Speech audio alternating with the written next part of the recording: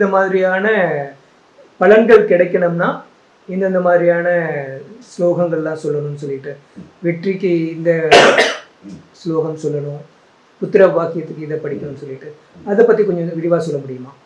சொல்லலாமே. மனிதன் என்று பிறந்துவிட்டால் அவனுக்கு தேவைகள் என்பது நிரம்ப இருக்கின்றன.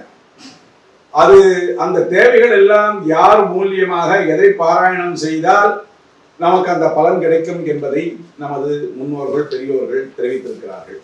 அந்த வகையிலே அவங்களுக்கு ஜாதக ரீதியாக ஒரு கஷ்டம் கொடுத்து நம்ம என்ன பண்றோம், ஜாதகத்தை எடுத்து ஜோசியன்ட்ட போறோம். அந்த ஜோசியன் ஒரு பரிகாரம் சொல்றார், அதை பண்ணுவோம் இதை பண்ணுவோம். அது வகையில இந்த ராமாயணத்துல நமக்கு பலவிதமான ஒரு பரிகாரம் சொல்லப்படுறார். அதாவது நாம் இறை நிலையை அடைவதற்கு அந்த விஷயங்கள் சுந்தரகாண்டம் படியுங்கள் என்பார்கள். சுந்தரகாண்டத்தில் எல்லாம் படிக்க முடியுமா? அது ஒரு 2800 ஸ்லோகம் இருக்கு. அதை ஒவ்வொரு சர்க்கமாக பிரித்திருக்கிறார்கள். 68 சர்க்கம். அதுல சொல்லும் போது நமக்கு ஒரு விஜயம் பிராப்தம் வேணும், எல்லாத்திலையும் ஜெயிக்கணும். ஆனா மனநோயால் நம்ம பாதிக்கப்பட்டிருக்கிறோம். என்ன மனநோய்னா, இது நம்மளால முடியுமா, இது முடியாதா? அதான் சொன்னேன், ஆஞ்சநேய சுவாமியை நினைக்கணும். அசாத்திய சாதக சுவாமின்னு அசாத்தியம் தவக் என்பதா ராமதூத கிருபாசந்தோ மத்காரியம் சாதிய பிரபோ அப்படின்னு. இந்த நமக்குள்ள ஒரு அறியாமை, நமக்கு ஏதாவது சூனியம் வச்சுட்டாங்களோ, இந்த பேய் பிசாசெல்லாம் அதெல்லாம் அந்த மாதிரியான ஒரு பாதைகள் நமக்கு நீங்கணும்னா, தைரியம் வரணும்னா, லங்கா விஜயம், ராமாயணத்துல சுந்தரகாண்டத்துல லங்கா விஜயம் அப்படின்னு சொல்லக்கூடிய தலைப்புல இருக்கக்கூடியதை நம்ம பாராயணம் பண்ணலாம். அனுமானின் சிந்தை, அதாவது சுந்தரகாண்டத்துல 3வது சர்க்கம் லங்கா விஜயம் பாராயணம் பண்ணலாம். 13வது சர்க்கம் கொஞ்சம் நல்ல படிப்பான், ஒரு பிரபலமாயிடும். இந்த பிரெயின் டியூமர் எல்லாம் சொல்றாலும் இல்லையோ, மூளை சரியா வேலை செய்யாது. மூளை சரியா வேலை செய்யலாத போது என்ன ஆகும், அதை ஒரு பைத்திய ஸ்டேஜுக்கு விடுவாங்க. அப்போ அனுமானின் சிந்தை என்று சொல்லக்கூடிய சுந்தரகாண்டத்தில் 13வது அத்தியாயத்தை பாராயணம் செய்யலாம். தரித்திர நிலை, என்ன சம்பாதிச்சாலும் பணம் கையில தங்க மாட்டேங்கிறது, ஏதோ மன உளைச்சல், இல்லைன்னா விபரீதமா செயலாகி கடனாளி ஆயிடும். அந்த மாதிரி ஒரு தாரித்திரியங்கள் எல்லாம் நீங்க வேண்டுமானால் 15வது சர்க்கம் சுந்தரகாண்டத்தில் சீதா தரிசனம் அப்படிங்கக்கூடியதை பாராயணம் பண்ணலாம்.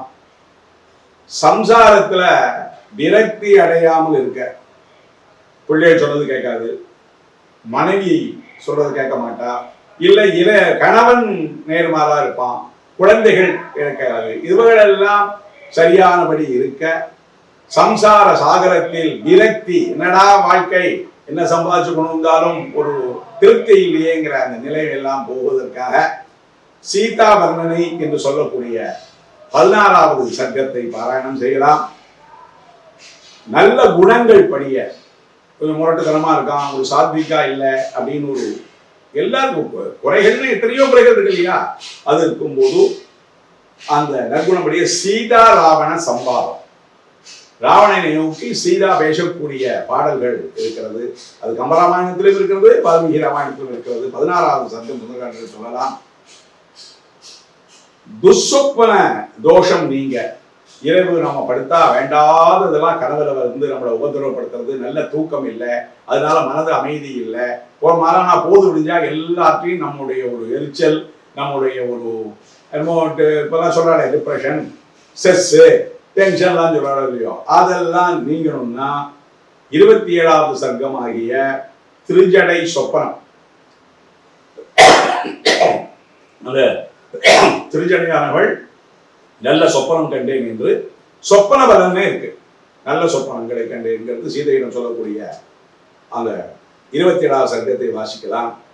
எல்லாத்துக்கும் மேல குடும்பத்துல இப்ப எங்க பாருங்கோ செப்பரேஷன்ஸ், அந்த நாள்லாம் கல்யாணம் பண்ணி எத்தனை வருடங்கள்லாம் அந்த இன்னைக்கு கல்யாணம் ஆகி 3 மாசத்திலேயே பிரிகிறா. அந்த பிரிந்த தம்பதிகள் எல்லாம் ஒன்று சேர்வதற்காக 33, 34, 35 சர்க்கம் அதை பாராயணம் பண்ணலாம். அது சீதா ஹனுமத் சம்பாதம் என்று கூறுகிறார்.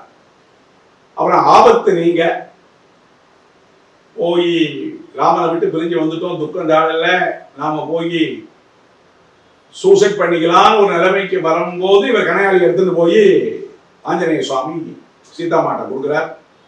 அந்த கட்டம், அந்த ஆபத்து நீங்குவதற்காக அந்த சீதையினுடைய முடிவு அவளே உணர்றா, நாம் ராமனின் சொத்து, நாம் எப்படி அதை நம்ம உயிரை போக்கிறதுக்கு நமக்கு உரிமை இல்லை என்று நினைக்கிறாள். அந்த சீதா கணையாளி கொடுத்தல் என்ற 36வது சர்க்கம் ரொம்ப விசேஷமானது. அதை பாராயணம் பண்ணலாம். இறைவனுக்கு சில அபச்சாரங்கள்லாம் நம்ம முன்னோர்கள் பண்ணியிருக்கலாம், நாம பண்ணியிருக்கலாம், தெரிந்தும் தெரியாமலும்.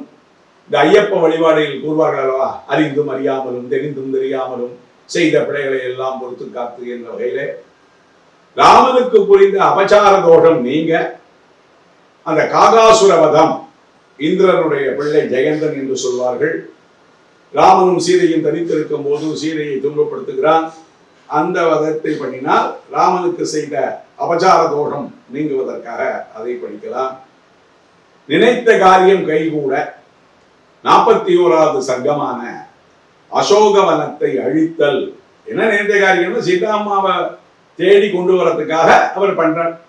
ஒரு காரியம் பண்ணும்போது எதிர்வினை இருக்கத்தான் செய்யும். இப்ப யுத்தம் பண்றாங்க, ஒரு சாராருக்கு மகிழ்ச்சியா இருக்கலாம், நிறைய பேருக்கு துன்பத்தை விளைவிக்கலாம். ஆனா ஏதோ ஒரு நடக்கணுமோ இல்லையோ, அதுலதான் அந்த அசோகவனத்தை அழித்தல் அப்படின்னு நினைத்த காரியம் சாதிப்பதற்காக 41வது சர்க்கம் சொல்கிறார்கள். கிங்கரர்களை கொல்லுதல்னு ஒரு சர்க்கம் இருக்கு, 42வது சர்க்கம். அது என்ன? சத்ருக்களை வெல்ல. நீங்க சத்ருக்கள் நம்ம என்ன நினைச்சிருக்கோம்னா, நம்ம இடத்துல இருக்கக்கூடிய காம, குரோத, லோப, மோக, மத, மாத்சரியங்கள், இதுதான் அபகுணம், இதுதான் சத்ரு. இதை ஒரு மனிதன் வென்று விட்டால் அவனுக்கு வெளியில சத்ருக்களே கிடையாது. அதெல்லாம் ஒரு ஆன்மீக மார்க்கமாக, பக்தி மார்க்கமாக, தெய்வ மார்க்கமாக, தொண்டு மார்க்கமாக, அன்பு மார்க்கமாக நாம் இதெல்லாம் இந்த மாதிரியான ஒரு பண்டிகைகள், விழாக்களில் எந்த தெய்வத்தை முன்னிறுத்துகிறோமோ அதை நிறுத்தி சொல்லலாம். அப்புறம் அதுக்கு 42வது சர்க்கத்தை சொல்றார், தர்மம் வளர்வதற்குனே ஒண்ணும். அப்போ தர்மம் வளர்றதுக்காக இதை பாராயணம் பண்ணுன்னு சொன்னா அனுமாரின் உபதேசம் அப்படின்னு சொல்லக்கூடிய 51வது சர்க்கத்தை சொல்லலாம். வீடு தோட்டம் வளர நல்லா கவனிக்கணும், அதெல்லாம் டெவலப்மெண்ட் ஆகணும்னா லங்கா தகனம் அப்படின்னு 54வது சர்க்கத்தை பாராயணம் பண்ண சொல்ற. பிரம்மலோகத்தில் சாந்தி சுகம் பெற மதுவனத்தை அழித்தல். சீதாமாவை பார்த்துட்டு வந்தாச்சுங்கிற செய்தியை சொல்றதுக்குள்ள மதுவனத்துல போய் இவங்க துவம்சம் பண்றாங்க. சந்தோஷமா இருந்தா தலகால் தெரியாம ஆடுறான்னு சொல்றது இல்லையா, அது என்ன வானரங்களுக்கு விதிவிலக்கா என்ன? அந்த சந்தோஷத்தை அதுகள் பண்றது. அந்த சர்க்கம் 61வது சர்க்கம் மதுவனத்தை அழித்தல், அதை சொல்லலாம் என்று சொல்கிறார்கள். கடைசியால் பக்தி, முக்தி, சௌக்கியம் வருவதற்காக இந்த இன்னல்கள், எதிர்மலைகள்லாம் விட்டுடுவோம். நமக்கு பக்தி மேலும் மேலும் வளரணும், முக்தி கிடைக்கணும், சௌக்கியம் வரணும், நமது குடும்பங்கள், நம்மை சார்ந்தவர்கள் எல்லோரும் சண்டேஜனாக சுகினபோந்து நன்றாக இருக்க வேண்டும் என்றால் 67வது சர்க்கம் சீதையை பற்றி அனுமார் சொன்னது. அந்த சர்க்கத்தை இப்படி ராமாயணம் 24,000 ஸ்லோகங்களும் அதுல இருக்கக்கூடிய ஒவ்வொரு சர்க்கங்களும் 6 காண்டங்களும், பின்னாடி உத்தரகாண்டம் வேற இருக்கு. எதச்சபத பாராயணம் பண்றோமோ அதற்கு பலன் கிடைக்கும். பக்தி பிரவாகம், இது மாதிரி ராமாயணத்துடைய பிரவாகத்தெல்லாம் ஒரு குறிப்பிட்ட நேரத்துக்குள்ள சொல்ல முடியாது. இருந்தாலும் இந்த ஹிந்து கல்ச்சர் ஆன்மீக நேயர்களுக்காக இந்த ராமநவமியை முன்னிட்டு இந்த மாதிரி விசேஷங்கள் சொல்லுகிறோம். இது பெரிய சமுத்திரம். ஒவ்வொரு தசைகளிலும் ஒவ்வொரு புத்தியிலையும் என்னென்ன கட்டத்தை எதை பாராயணம் பண்ணுன்னு ராமாயணம் கூட படிச்சு விடலாம். அடியனுக்கு இந்த ராமாயண அனுபவம் எப்படி கிடைச்சதுன்னா, யாராவது ஜாதகம் பார்க்க வருவா, அவளுக்கு சொல்லுவோம் என்ன தசை என்ன புத்தி நடக்கிறது நான் பாராயணம் பண்ணுன்னு. அவங்க பண்றாங்களோ இல்லையோ அதை சாக்கிட்டு நான் பாராயணம் பண்ணுவேன். அப்படிதான் அடியனுடைய ஒரு அனுபவம். எல்லோரும் அவங்களுடைய அவகாசத்தை பொறித்து ஒரே ஒரு வார்த்தை தான் ரொம்ப சொல்ல, ராம் ராமாயணமாக போறோம், ஸ்ரீராம ஜெயராம ஜெய ஜெயராமா போறோம், ஹரே ராமா ஹரே ராம ராம ராம ஹரே ஹரே போறோம். முதல்ல மனசு வேணும். நாம பண்பட்டு வாழ்வதற்கு பெரியோர்கள் காட்டிய வழியில் நாம் சென்று அதை கடைபிடிக்க வேண்டும் என்ற எண்ணம் வளர வேண்டும். ராமன் அதற்கு துணை புரிய வேண்டும்.